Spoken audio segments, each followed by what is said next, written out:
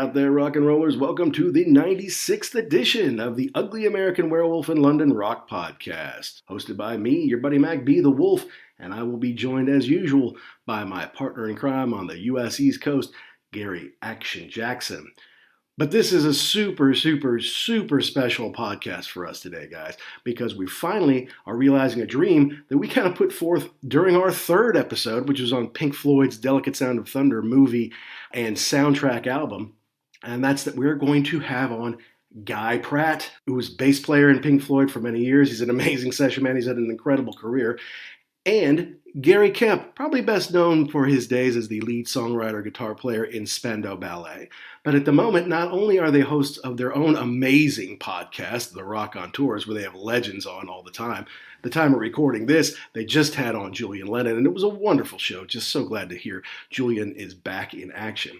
But they're currently in Nick Mason's Saucerful of Secrets, where Nick, obviously the famous Pink Floyd drummer, is taking out a band to play all of Pink Floyd's big hits pre-Dark Side of the Moon, so the Syd Barrett days, and when they were finding their footing before they became the huge juggernaut that they were throughout the 70s and the 80s and beyond. Wanted to have them on for so long, and we're happy to be able to have them on now, as they are touring the U.S., and as part of the Pantheon family of podcasts. And we always like to shout out, look, Pantheon is about 100 different shows, something in there for everyone. It's not just about rock and roll. Rock and roll is important to us. And we always like to give shout outs to the folks that we've had on our show or that we've been on their show, including Christy Alexander Hallberg of Rock is Lit, including Jay Scott at the Hook Rocks out of Chicago, including Tom and Zeus, the Kiss Kings of the Shout It Out Loud cast. I hope those guys are doing great.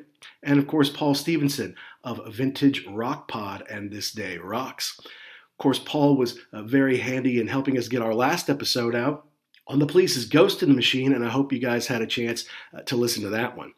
But back to Pantheon, we are sponsoring Nick Mason's Saucerful of Secrets tour, and if you want to win front row tickets or a special VIP experience to see them, go to pantheonpodcast.com/Nick Mason, and you can enter to win front row seats and a lot of very special goodies at the show. Not to mention, if you go to the Indianapolis show on Friday the 14th of October, you can get to meet us. And a lot of our fellow Pantheon podcast brethren and sisters are going to be out at these shows, but we'll be at the one in Indianapolis, and we hope you come by to say hello to us there. So get your tickets wherever you get them. You can get on the Saucerful of Secrets website. I know Ticketmaster has some of the dates, not all of them, but you can get that Indianapolis show on Ticketmaster. Now, before we get into the business of Gary and Guy, we have to, as always, pay tribute to our amazing sponsors at rarevinyl.com. Rare Vinyl ships all over the world. They've been doing it for almost 40 years, folks, and they have over 250,000 items in their inventory. It's unbelievable. 5-star rating on Trustpilot. So anything you're looking for, maybe it's a rare Pink Floyd album, maybe it's an old tour program, whatever it is, go to rarevinyl.com or EIL.com. Use the code PODCAST, and you can get 10% off, not only your first order, but every order you ever make through rarevinyl.com.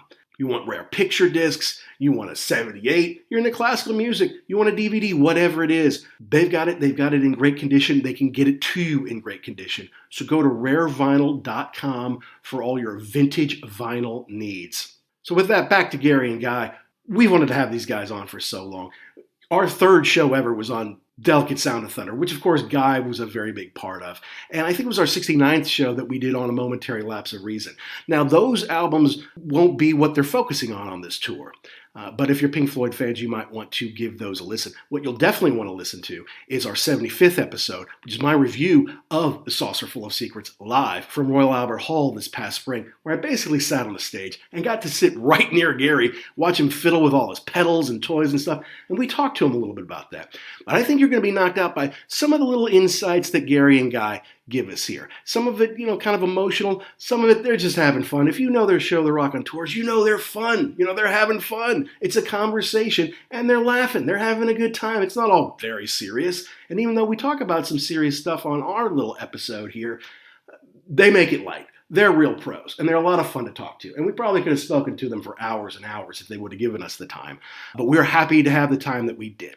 So, why don't you relax and kick back, listen to us. Gary and I are going to give you a little preamble, and then it's going to be all about Gary Kemp and Guy Pratt of the Rockonteurs and Nick Mason's Saucerful of Secrets right here on The Wolf.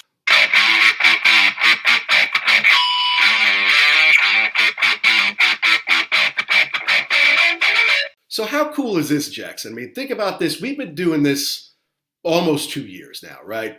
Mm-hmm. Our little podcast that we love, talking about the bands, the music, the albums that we really grew up with.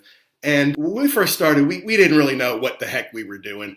And it's not like we'd listen to podcasts for many years and be like, we should probably give that a shot. It was just out of COVID. We started talking like once a week just to catch up. And we started talking about records like, you know what, this is a show. We should do this, right? Yeah, absolutely. Yeah, I know what you're going to say. Did you ever think we could actually get this done? Have somebody like this on? Well, so going back, so the first show was about Eddie Van Halen because he had recently passed away. Right. So we were like, okay, that's an obvious tribute, Eddie Van Halen. The next show, we weren't quite sure what to do. So we kind of did a year in review of rock and talk about folks who had died and albums that had come out that year that we liked, which is kind of ridiculous for your second show.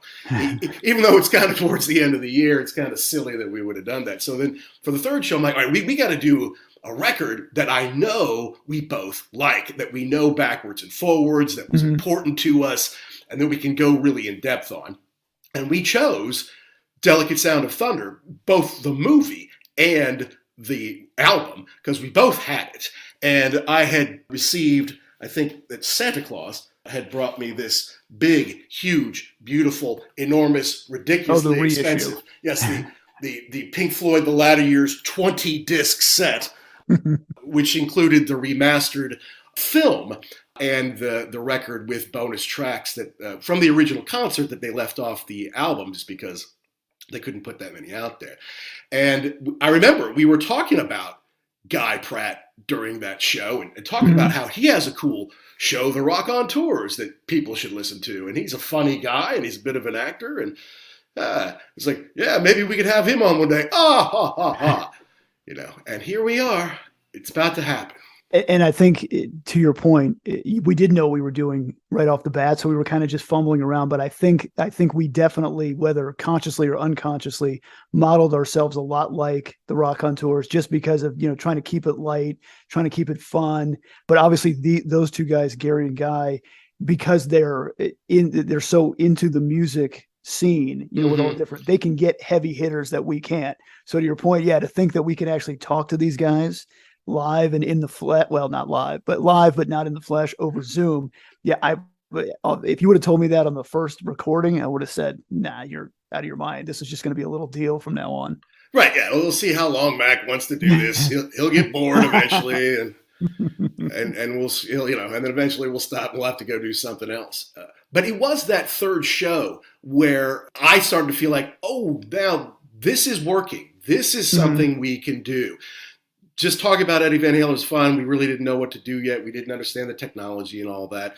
The year in review was maybe not a great idea. But when we did Delicate Sound of Thunder, then I knew, okay, yeah, we're actually on to something here. Because we're talking about stuff that we love and we shared quite a bit of, and there's so much to talk about in the history of Pink Floyd, in that incarnation of the band, and what that period of the band really meant to you and me growing up. Right. And I mean, to further on that point, I mean, that record was one of the first ones that I ever picked up that was mine. It wasn't one that had come out 10, 20 years ago. I mean, it was brand new. And the fact that I had I think it was a tape and the DVD, it was just, I mean, I remember I watched that DVD hundreds of times. No, you had the VHS, man. Oh, I'm sorry. You're right. Yeah. It wasn't that cool. I don't think even DVD was around back then. No, because when I was in college, I eventually had a Laserdisc player. Right. That was the height of technology in the early 90s. DVDs weren't even around yet. Right. You're absolutely right. It was the VHS. You had to rewind it. You had to be real careful. You didn't mess it up. But yeah, I mean, I just remember watching that over and over again. And I thought it was cool because there were a couple of extra tracks on the VHS that were not on the tape. That's right. Record or whatever else you had. So yeah. And to see how just the production and the musicianship at that level was amazing to watch them, because they had so many people on the stage. moving in and out, and they did. Yeah, it was just amazing to watch, and the sound was fantastic. And I think we pointed out too, that was the first time you had really gotten like a Pink Floyd greatest hits record. Yeah, no, that's true, because I guess they'd done one called Works, I think it was, but that wasn't like comprehensive. Mm-hmm. And then around the time they did a collection of great dance songs, which was maybe like 6 songs. I mean, it was not an incredible collection by any means, and Echoes didn't come out, I think, until after 2000, which was like the very best of Pink Floyd, a double disc. So this really was, yeah, you're right, in one collection, although it's live. A great collection of Pink Floyd classics and the new stuff that had come off of a momentary lapse of reason, which again, I know it's derided by some Pink Floyd fans. And Guy didn't play on that. I think Tony Levin did the bass work on that. Yeah. But Guy was brilliant live. And it was like, who is this mop top kid with the bass screaming, "You better run," with David Gilmour at the end of the show, running in place, pounding that bass. He was having a blast on that tour. You can tell. I think that was really what came through on the video portion of it, is how everybody, it looked like they were having a great time. And I think probably, hopefully we'll get into this with him, for Guy, that kind of, you're split in between two worlds where it's like you're having a great time playing and it's a gig, but also this is this is a band that you love and you grew up with. And I'm sure at some point in time he's standing on the stage saying, I can't believe this is actually happening. And see, I feel like that might be happening with Gary now, because Guy has played in Pink Floyd. He played with David for a long time. But to get the invite to come do this with Nick and his buddy Guy, Lee Harris, and Don Beckham, that's pretty cool. And he's kind of always been in Spandau. Of course, he's done, he had a nice little acting career. When we were in college, when we were living together, The Bodyguard came out, and he played Cy, Whitney's manager. That's right. I knew him, but I didn't know where, because we didn't have the internet. And I could say, who played Cy in The Bodyguard? And it kind of dawned on me later, oh, God, that was Gary Kemp. That's exactly who that was. And he and his brother Martin are fine actors. And Martin's had a run on a show called The East Enders in the UK, which is very popular. But yeah, so kind of that dichotomy there of Gary kind of hit it big with Spandau in the early 80s. Guy had, small gigs and did a lot of session work. And I think he opened for David Bowie at some point, which has got to be a crawl for Gary, just because Gary's such a huge David Bowie fan. But then eventually, I think he opened for David Gilmour. Remember when we had Chris Slade on and he played for David Gilmour on that 1984 tour? Mm-hmm. I think Guy opened for Gilmour on some of those dates, and that's how he got to know him. That's how he eventually got into the fold. Hi, this is Jeff Downs. You're listening to The Ugly American Werewolf. There's Mr. Guy Pratt. Hello there. Hang on a second. Wait, what? Very good. Logic. Oh, there it is. Hang on. Hey. Hello, Gary. 1, 2, 1, 2. There we go. Hiya. How are you? Very well. Hey, I'm Mac. That's Gary Action Jackson from the East Coast. Welcome to The Ugly American Werewolf in London. Thank you. We know you from social media, don't we? A little bit, yes. Yes. You're kind enough to follow me and give us some likes, because I was lucky enough to see you all play at Royal Albert Hall earlier this year. Wow. Oh, wow. Did you enjoy it? Well, it's my first ever show at Royal Albert Hall. Yes, it was amazing. Gary, I basically sat on stage. If I had taken 8 steps from my seat, I would have been right in your face. Now, I never would have made it that far. But I could have come over and shaken your hand because I was that close. I would have loved that. I bet you would have, Pratt. I actually think I recognize you. I'm not kidding, but what was this? What was it like, that experience? Didn't you want to go missing that night? Yeah, I did. Yeah. Well, the white beard is easy to pick up, right? You're looking for pretty girls, and you see this white beard in front of you. Not at one of our gigs. I even said that to the security guy. I'm like, I'm 48 years old. I'm one of the youngest guys here. It was a brilliant night. It was so much fun. And to see your rig right there, Gary, with all the many little toys that you have, not just at your feet, but in your hands. You've got this lever. You have this digital pick laser thing that I couldn't even make out what that was. I'm like, wow, look at the sound that Kemp can get there, man. Yeah. This is my chance, isn't it? Just to let rip, get out of my system all the shit that I've been wanting to do for years, but so restrained in my little Spandau Ballet world. No, I mean, I'm just like having fun. I think, it's all part of the theatre as well, isn't it? And it's quite a pedal heavy band, isn't it, Guy? Effects heavy. Quite pedal heavy. Yeah. I mean, quite frankly, if Gary and Lee get talking about pedals, it's time stops. It actually goes backwards. You can actually see, if you want to see any images of them, there's this thing called Google Earth. And there you go. It's the Great Wall of China, your guitar, your rig, and then what? The Indian Ocean. Gentlemen, well, look, we've got 4 hours of questions, but we don't have that much time, so we want to jump in a little bit here. I want to compliment you on the Rockonteurs. It's a fantastic show. You two do a great job, and it's not just about the fact that you get great guests on who you know and can put at ease, because they know you're not some wonk reporter. They know you know what it's like to be a musician, but it's the camaraderie that you two have. It really comes through on the show. Yeah, that's the hardest part. Well, how did you get to be such good friends? I mean, when did your friendship kind of begin? And other than COVID, what was the inspiration to start the show? The inspiration started. I mean, Gary and I, we've been best mates since the 90s. We knew each other. We were sort of nodding acquaintances in the 80s. And then the friendship started when I was drafted in to help Gary with his first solo album. And then we wrote 2 musicals together, and we're always doing things to do together. But the Rockonteurs came about from us sitting on the tour bus in the Saucers. And I'd got the box set of the old Grey Whistle Test DVDs. Oh. So we used to watch all this stuff from the 70s. And of course, Nick would know the people we were talking about. And it was such great chat. And then, and I think it was, Gary suggested, why don't we do something with this? I think we've always had quite good banter. I think Guy and I have a slightly different from most of the rock fraternity people we know, David Coverdale aside, probably, in that our love of theatre. Exactly. And Guy's dad was an actor. I'm an actor. I think there's something, and we have quite a camp kind of banter together, don't we, guys? Yeah, show busy rather than more lovey than rock god, really. And so I think we've always been drawn to each other's humor. To me, the cool part about the show is how legitimate you guys are. Like the one that stands out for me is the John Taylor interview, and he was talking back and forth, and I was at a party, and then he said, Gary, you were there too, right? Oh yeah, I was there. Talking to so and so. It's like, wow.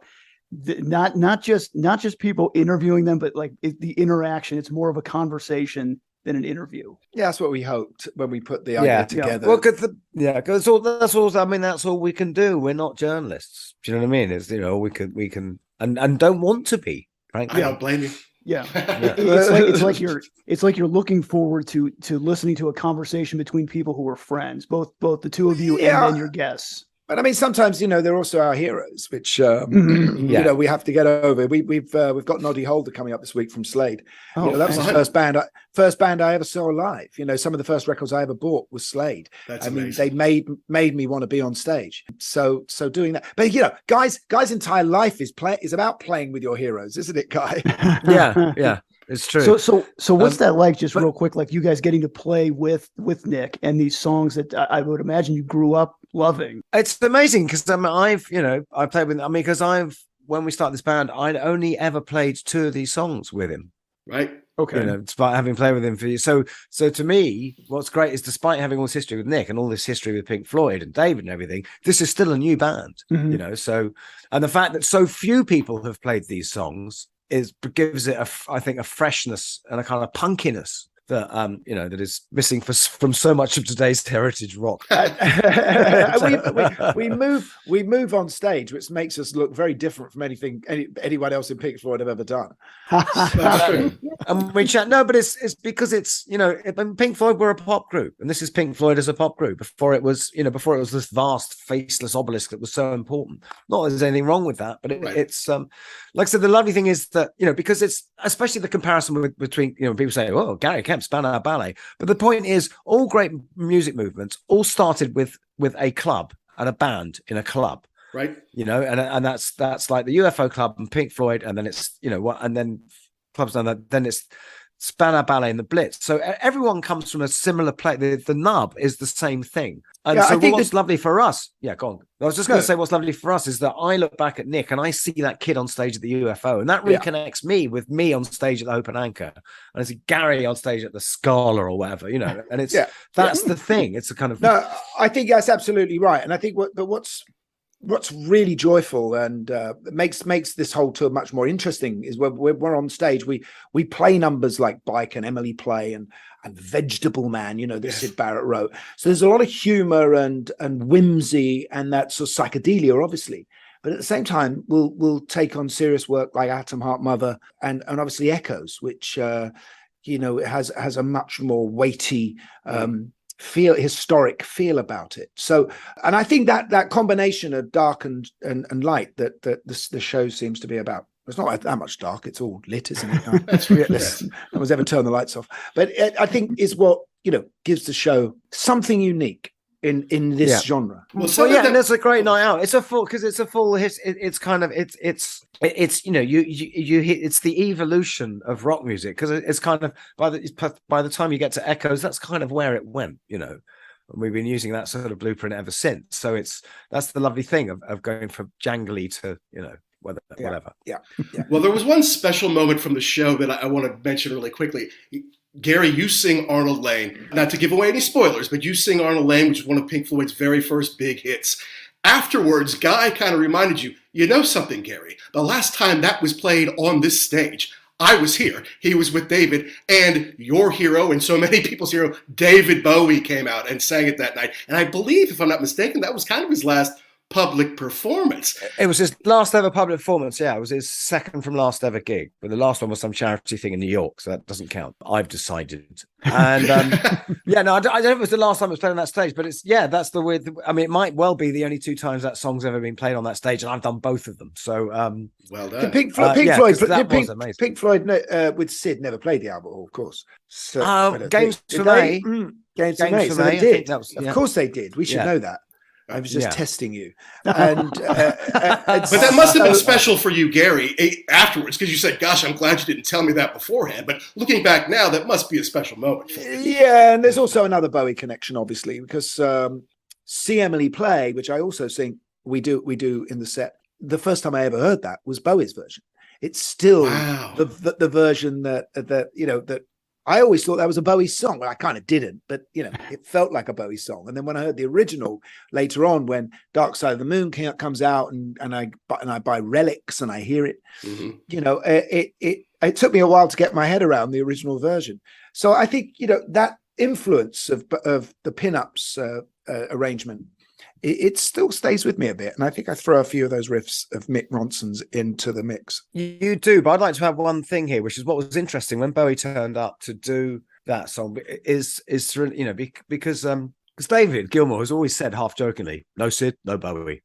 And what was interesting was when David Bowie turned up to do that song, he knew it inside, outside, upside. It was like he'd been singing it every night of his life. And in fact, he did something in it which made me completely reappraise the song. When he sings the line two to know, and he held up his fingers like that in the peace sign, but that means two people, which suddenly makes you think, two to know. I'd never really thought about that line. Of course, it's basically saying that the protagonist it does the same sort of thing as Arnold. To the point, I've actually worked out a way to play that on the bass where I can actually do that as well when I'm singing it. Wow. Well, the nice thing about this show is, and I haven't gotten to see it yet, but Mac and I will be in Indianapolis for the show, so I'm definitely looking forward to it. I can't wait. We had the opportunity a little while ago to talk to Steve Hackett about doing both Seconds Outs and Foxtrot. And the really cool thing about this show is that I don't want to say that you clear out the suckers, but you clear out the suckers, because it's not the big, like if you were a casual Pink Floyd fan, you're not going to know this stuff. So it's really for the hardcore fans. Still enjoy it though. Enjoy it. Oh, absolutely. But my point is that people off. Yeah. Well, no. What I'm saying is that it gives the opportunity for somebody who's never heard these songs played live to go and hear them and experience it where it just didn't. It wouldn't have happened before. And that was the same thing with Steve, you know, getting to hear Foxtrot start to finish is something that Genesis is not going to do. And so that's the great thing is that some of these songs, Nick hasn't even played live. So Vegetable Man was never played live. Wow. Neither was See Emily Play. No, Wow. that's exactly right. Yeah. Did not know that. Because Sid hated it. Did he really? Yeah, because it was basically a right to order. I mean, if you look at it, it's the most sort of, straight ahead pop song they ever wrote.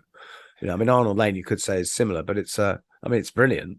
I mean, it's a template almost for a great 60s pop song. I think the difference in this show, because we toured here back in 2019 with the first show we had with Nick, but the real difference here is, it's come out on DVD as well, and the Roundhouse shows. But the real difference is obviously introducing echoes into the mix, and it took a lot of thought, a bit of daring. There were conversations had about, should we take this on? It was a little bit more purple, as they say, those lines in Shakespeare, like to be or not to be. It's called a purple line.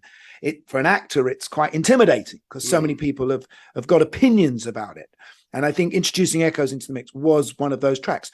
And we decided to not completely ignore the version David did which Guy played on, go back to Medal, have a listen to that, find the sort of pastoral element of that track, and approach it in a much a way that was contemporary to Medal album. It's one of the highlights of the show, one of the highlights of my musical career, playing that song. Wow. Yeah. So my favorite description of Echoes was someone said it's worth pointing out that in the space of one song, they invent U2, Radiohead, and ambient music all the same time. Yeah. Quite extraordinary. Well, now, is this your all's idea to say, Nick, we have to play Vegetable Man, or we have to include Echoes on the next tour? Was that you all kind of driving that? No, it's always been kind of total agreement on things. I mean, Echoes was tricky for me. And also, to be honest, apart from various family issues to do with it, but just the fact that it's just singing it. It's taking on we're in the age of the great Floyd vocal, the great David Rick, lead, and that was very, very daunting, but I gotta say we got this. One of the most emotional nights, I think, for you, Guy, and for me to witness as well, and it was extremely beautiful. Guy sings Rick's part on Echoes, and he sings lots of Rick's songs, but he does on Echoes, and the night your son, who's Rick's grandson, came to see the show. And I think it's okay to say he was really emotional. He was in tears. He was in tears. No, he was sobbing. Yeah, and that was an incredible thing to see. Yeah, that was. And you were like, well, I'm gonna cry now. Oh, dude. Anyway, but I think it hammers home the fact that for so many people, this band was so huge in their just development and growing up and just loving hearing these songs over and over again. I mean, I remember when I was in high school, I got into Dark Side of the Moon, I got into The Wall, and then you get the people who are like, if you really want to have a good time, you got to go back and hear the original stuff. If you want to get a feel for the whole band, and then you see, wow, this is the whole catalog. It's just incredible. Yeah. Bear in mind, Arnold Lane to Echoes is 4 years. Yeah. So just bizarre. Hard to imagine. Yeah. But it was a band that's had 3 different frontmen as well. Mm-hmm. Yeah. So that's true. And now, Guy, you're out in center stage, right? I mean, I guess you were kind of center stage in the Pink Floyd days, but there was a huge, enormous stage back then. Is it odd you seem to be like the musical director to me, the one who's bopping around the stage, smiling at everybody, making sure everybody's doing okay. If somebody hits maybe a sour note, you say, all right, you okay back there? You know where you are? Is that your natural role, or is it... did Nick say you do that? I mean, I've always. I mean, I don't always. If it seems appropriate, like with Brian Ferry, I wouldn't do that. Right. I just sit back. He never looks at me. He knows you're good. Rule number one. I think Guy has a rather, I mean, it's a relationship with the drummer. It's always been a relationship between the bass player and the drummer, and whoever you're playing with, Guy. That's the middle of it. That's the center of gravity, isn't it? And I think his relationship with Nick on stage is There's a lot of icons. So everyone, I know what you mean. Like generally, I've always had that thing because as a bass player, you're kind of the freest. You got the I mean, in terms of, I can run around the stage and keep an eye on everyone. And I do like to do that. And this, what's so nice, I mean, this is about probably the smallest band I've played in for years. That's probably true. Yeah, no, that's fair enough. I'm 6 foot. Well, you're tall, really. Well, will you continue to do Rockonteurs on this tour and through Yeah. into 2023? Yeah. We did it. We just, our European tour, which was insane, which was 60 shows in 29 countries in 90 days. And how many Rockonteurs did we get in, Gary? We did like 12. 10, We did 12 or something? Yeah. So, we did. yeah. I think it's good. It takes our mind off things, and it stops me from getting depressed. And there's a lot. It's the only time we talk to each other on the tour. Yeah, it's as you guys know, it takes a lot of research if you're going to have someone on the show. You want to know about their catalog and about everything they do. So I think it's a good break. Well, now you both come from, as we say, acting families. Your father, obviously, Guy. You and your brother, Martin. Fantastic is the craze, by the way, Gary. Thank you. Let's say Guy Ritchie is casting his new film, and maybe he has some kind of heavy hitter, in the main kind of super heavy role, maybe a Sting or somebody like that, and he needs a lead henchman to be his right-hand man. Which of the two of you is being cast for that role? Me, a henchman? I don't think either of us. I think we'd hold the henchman's coat. Top lieutenant, maybe. Top lieutenant. We got to act together, didn't we? Not that long ago, Guy. Anyway, we did you've forgotten already? He's forgotten. No, I haven't forgotten. I wouldn't really call it. That's very, very generous of you to call that acting. Gary and his brother did this fantastic. And if you can find it anywhere, it's amazing. Thing called All True, the Kemps All True, and it's them Gary and Martin spoofing themselves as a documentary. And Gary very, very kindly got me a documentary, and Gary gave me a little non-speaking part as well. I won't give it away, obviously, because he knew if he didn't, he'd never hear the end of it. Right. You were wonderful in it, darling. You were wonderful. It's on the BBC. If you can find any BBC, it's on one of the old BBC iPlayer. It's bound to be on YouTube anyway. It's called The Kemps All True, and we are there together, sharing a scene together. Yeah. I think, we're not really those henchmen for Guy Ritchie. Guy lives right in the same street as me, by the way. Oh wow! So he's more likely to tell me to put my bins out than get me into one. And put you in the picture. I gotcha. Take your bins in. Take your bins in. Take your bins in. Sorry, I'll work on that. I'll work on that gag. I'm on the hoof. Well, you're so kind to come on the show. We really appreciate it. Right. Thank you, gentlemen. Thank you kindly. Have a great time tonight. Be safe out there, and hopefully we get to say hi in Indianapolis. Thank you Indeed. so much. All the very best. All the best. Bye. Yeah. Cheers, Thanks, guys. gents. Thank you. Bye-bye. Bye. Hi, this is Gary Kemp, And this is Guy Pratt, and you're listening to the Ugly American Werewolf in London podcast. Well, how much fun was that, Jackson? That was good. I like that, but it's just intimidating because you want to be able to ask them questions that like not everybody asks, like just try and do something a little bit different, but yet still have it be relevant. Right. But that was very cool, very intimidating, but very cool. What are we supposed to say? Hey, Guy, how hot was Rachel Fury and Durgan McBroom and Marshawn Taylor back in the day? That's Right. what we would have asked them 30 years ago. Right? How awesome was it? So like you guys like Pink Floyd, right? But yeah, the cool part for me was to see how, I mean, we didn't really get to talk about it a whole bunch, but you can tell that first and foremost, they are fans. They're fans of Nick. Mm-hmm. They're fans of the music. They're fans of just being not themselves, but like the lives that they get to lead. And so that's really cool. Like they seem like they're joyous in what they're doing, their pursuits. Yeah, and they've earned their place. Right. They've earned the spot in this band, absolutely, from all the hard work they've done over the years. But they don't take it for granted. They don't say, well, it's not like Guy said, well, of course Nick picked me. Who else the heck is he going to pick? Which is actually kind of a fair question. But he didn't have to, so it just makes a lot of sense, And he and Gary are so close and good friends. They've written stuff together, as they talked about, So it's amazing that two such close friends get to do something special like this. But it's not just in their garage or in their basement. It's for the world.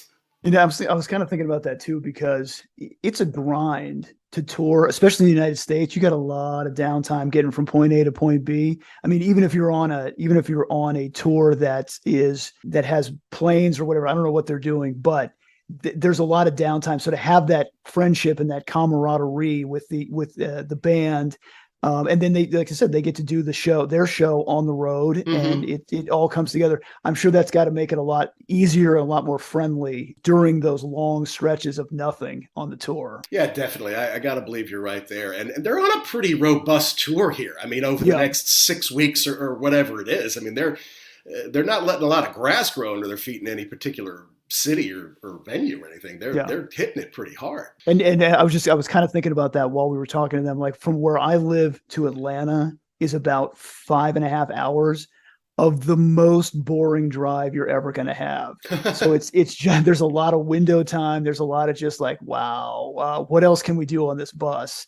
So yeah, I think that's the big thing that I think a lot of guys, and I've heard this before from other people, you don't really realize that until you get here, how vast, touring in Europe is one thing. I mean, you can be in different countries in a matter of hours. Yeah. Here, you're a matter of hours. You're still in the great state of Georgia, from nowhere to nowhere. Yeah, exactly. Yeah, no doubt about it. So I'm excited for you to be able to see them play, because you've never seen Pink Floyd, period. You've never seen any of the members of this band play live before, right? No, not one of them. And I kind of felt a little bit of a disadvantage here because you had the reference point. But yeah, I can't wait to see them. It's going to be fantastic. And to perhaps get to see them and say hi real quick would be phenomenal. Yeah, it would be great.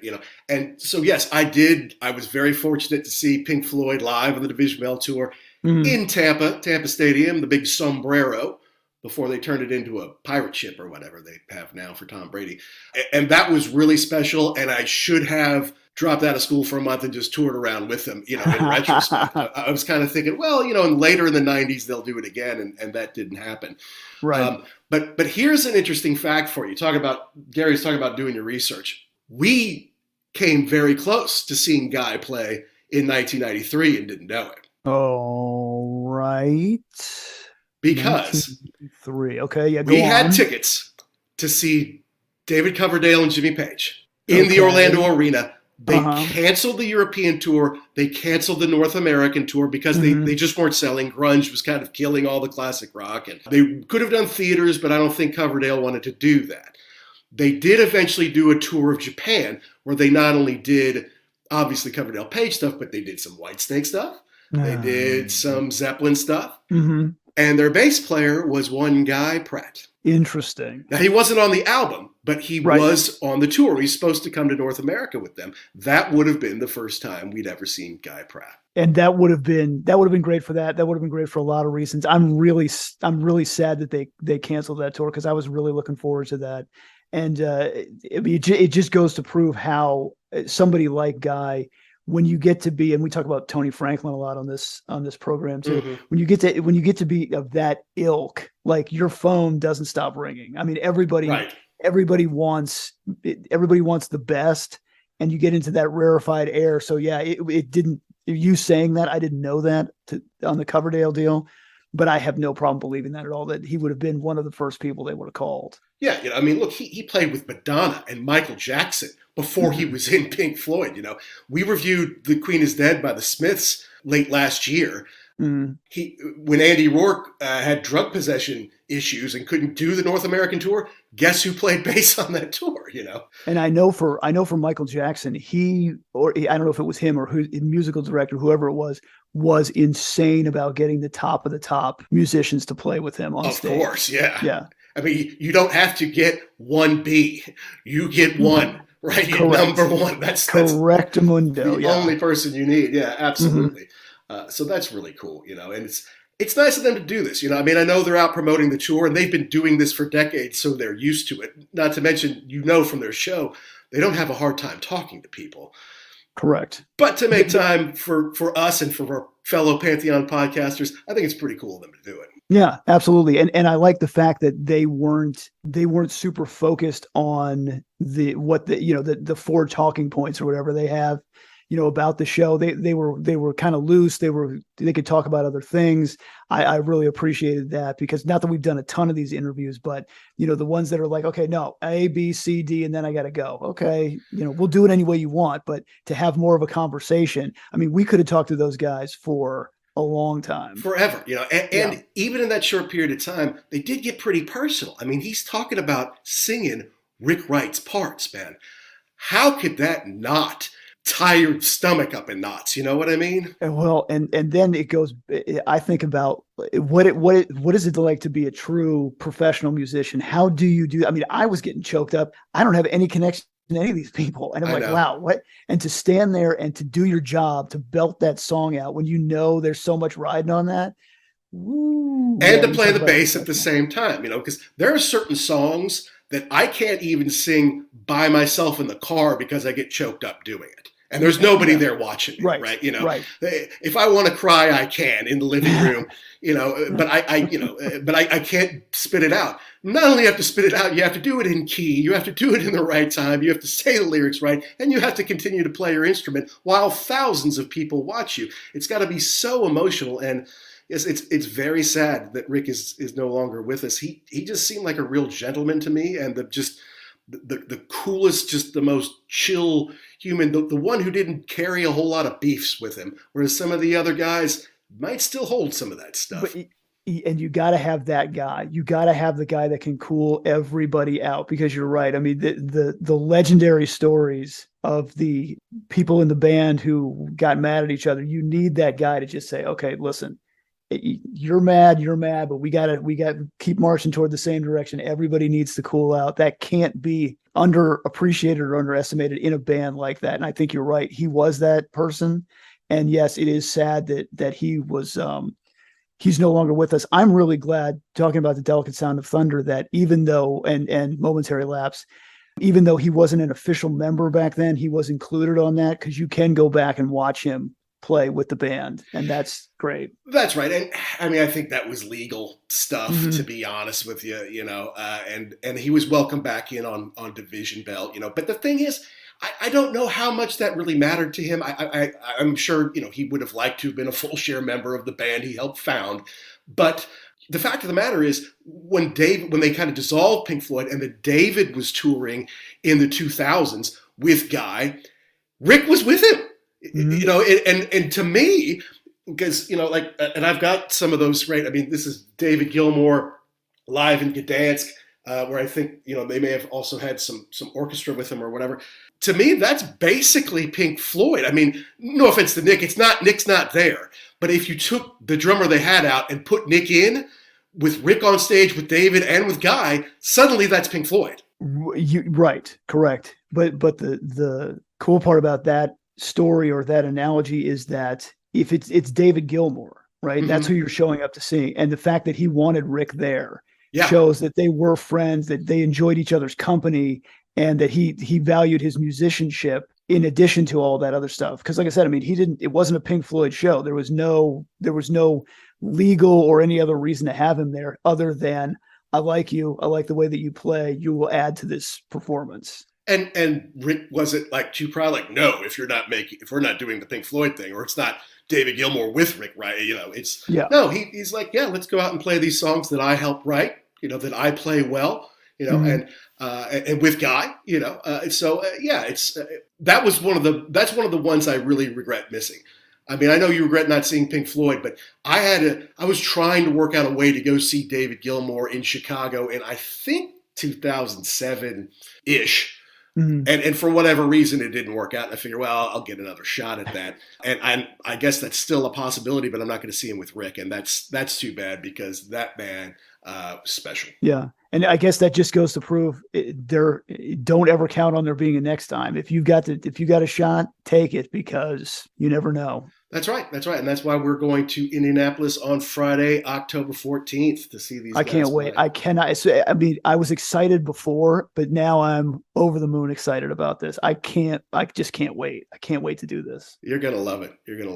And yeah, I mean, I know Guy kind of gave you a little pushback. He's like, no, don't tell people not to come because they won't know it. But I mean, what you were basically saying is you're honoring music that is underserved on American rock radio.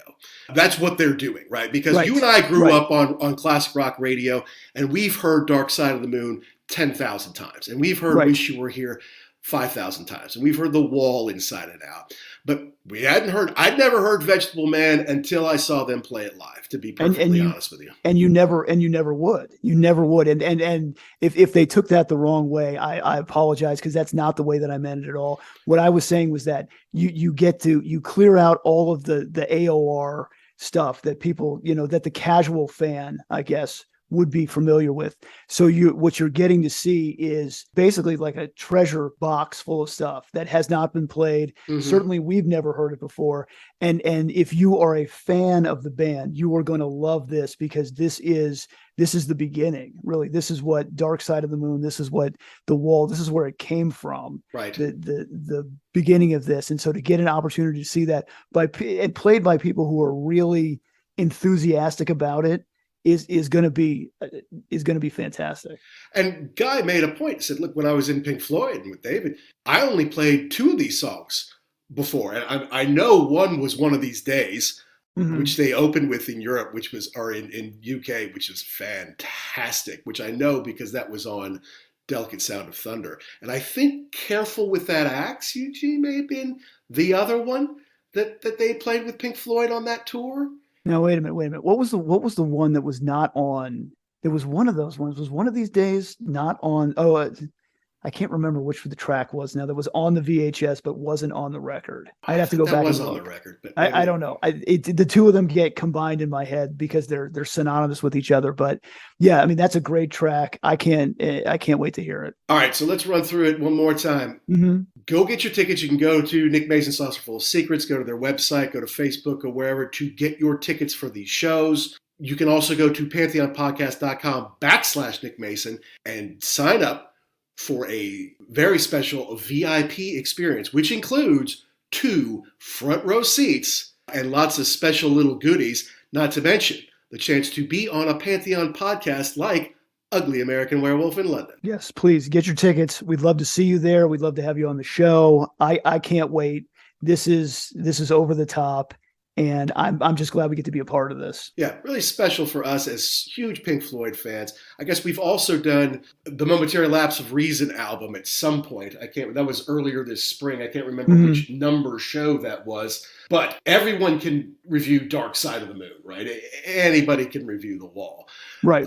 Momentary Lapse of Reason and Delicate Sound of Thunder were special to us because those were our Pink Floyd albums. They weren't our parents' Pink Floyd albums, not our older siblings or cousins or the kids on the bus. Like, you got to listen to Animals, man. Don't listen to Momentary. No, we love it. Okay. Mm-hmm. It was special to us. It was on MTV. And it really was the gateway to working the catalog backwards and getting to know everything else, because you had that introduction. That's right. And now we're going to see, and it's authentic, right? I mean, just like seeing Steve Hackett do Foxtrot at 50 or Seconds Out in its entirety is special, because Genesis, A, has barely toured the last 30 years, and B, when they do tour, they don't do much of that stuff. They've got to do their 80s hits.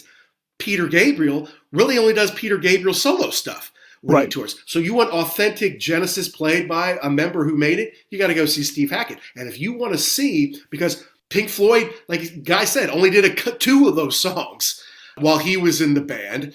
Right. David Gilmour and Roger don't do that stuff. They do their solo stuff and the big 70s songs, right? So to see an authentic member of Pink Floyd who created this music in the first place, this is your ticket. This is the only way you could do it. I know there's a lot of tribute bands out there, and that's fine, but you want to see, if you want authenticity, Nick Mason Saucerful of Secrets is the real deal. Right. Yeah. And just played by people who are fans, who have a reverence for it. I mean, obviously Guy has a very personal connection to the band, the original band.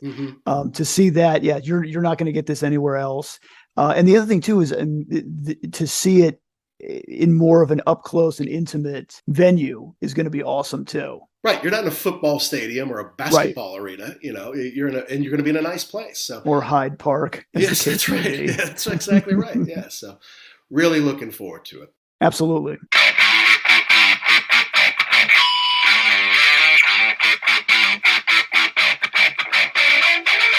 Well, that wraps up episode number 96 of the Ugly American Werewolf in London Rock podcast. A very, very special one for both me, the Wolf, Mac B, and my partner in crime, Action Jackson.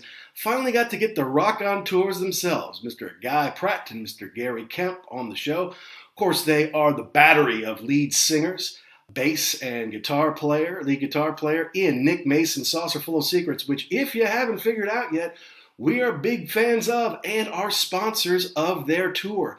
So whatever you do, folks, you've got to see them on this U.S. tour. They are off and underway. The day we interviewed them was the morning of their first show in Boston. And from what I've seen, it's been going great. I'm just telling you, if you don't believe me, which you should, and listen to episode 75 where I review them from the stage practically in Royal Albert Hall, go out and buy their Live at the Roundhouse DVD CD package. You know, it's not that expensive. It's a really nice package, very well designed, lots of cool artwork, plenty of good stuff in there. Check it out. I mean, that's still most of their show. They talked about now they've added in echoes. They've added in Candy and a Current Bunch. But check that out. And if that's for you, then go and get your tickets. You can get them on Nick Mason's Saucerful of Secrets, which I think is thesaucerfulofsecrets.com. And the Indianapolis show, which we're going to be a part of, you can go to Ticketmaster for that. You can't go to Ticketmaster for all the shows. And I know some people have problems with Ticketmaster. I don't blame you. But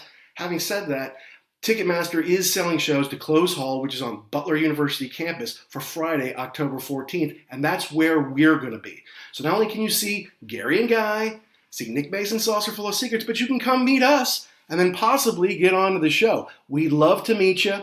We'd love to understand how you got to know Pink Floyd, why you love them, why you might like our show. It would be awesome to see you there, so I implore you, go out and get that stuff right now. And if you want to win front row or a VIP package to this show, go to pantheonpodcast.com/Nick Mason, and you can enter to win serious upgrade and a lot of fun, the VIP package from Pantheon. So thanks to Pantheon and to Christian Swain for helping us get Guy and Gary on the show. Thanks to Guy and Gary, great guys. You can just tell that they have a lot of fun out there on the road. They've been doing this a long time. They know how to deal with knuckleheads like us, and I think they'd rather spend time with us than some wonk journalist like, so you don't have Roger Waters, is that a problem? Get those people out of here, you know. Let's listen to the fans. And if rock radio doesn't get it, it's like, hey, this isn't money. This is another brick in the wall part 2. If they don't get it, screw them, okay? This is authentic Pink Floyd.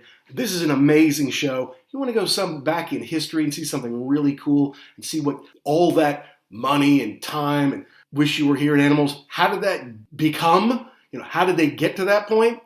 Go to this show. You'll see how they did it. You'll see where it all started, and it's authentic. It's a lot of fun. Of course, we have to thank our wonderful sponsors at rarevinyl.com for making this podcast possible. And you know that there are all sorts of great Pink Floyd and Pink Floyd related stuff, or maybe you want some rare Spandau Ballet stuff from Gary Kemp's career. Go to rarevinyl.com, find something you like, and then use code PODCAST, PODCAST, to get 10% off every single one of your orders. So you want something special, maybe an original first edition Pink Floyd album, maybe you want a tour program from back in the day, maybe you want one of those hard to find European singles, go to rarevinyl.com or EIL.com, use code PODCAST, and you can save 10% off all of your orders. So, as usual, folks, did we get something right? Did we get something wrong? Did we miss the point? Did we leave out your favorite part? You've got to let us know. You can email us, uglyamericanwerewolf@gmail.com. Follow us and DM us on Twitter. It's @ugly_werewolf, @actionjacks72. We're also on YouTube. We're also on Instagram. We're trying to get better at social media, folks.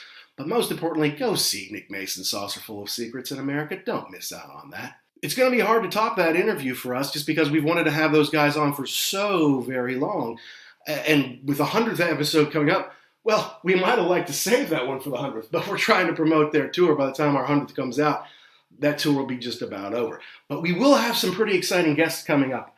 Some of them you know, some of them you might not.